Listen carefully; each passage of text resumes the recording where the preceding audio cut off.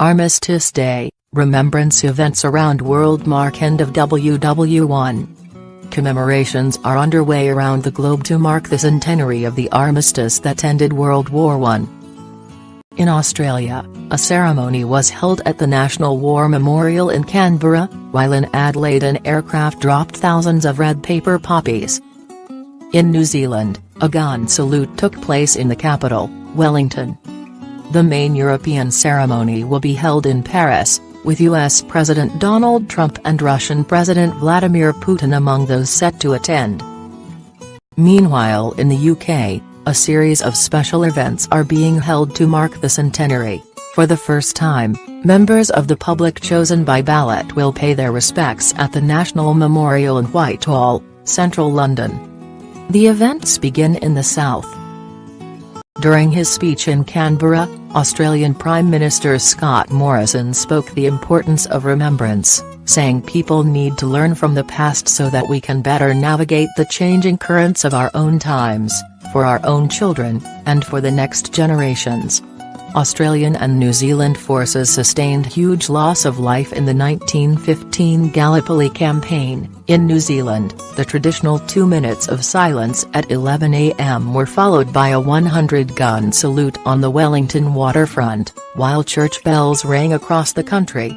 Cars and ships blared their horns and emergency services sounded their sirens.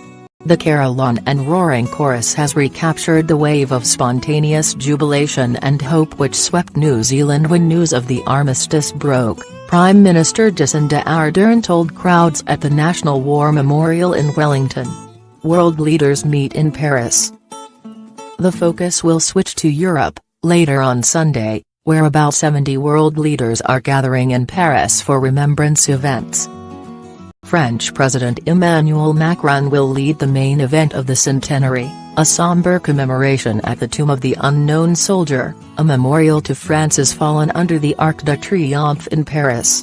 Sunday afternoon will see Mr. Macron and German Chancellor Angela Merkel attend a peace conference, the Paris Peace Forum, with leaders including Russian President Vladimir Putin and Turkey's Recep Tayyip Erdogan.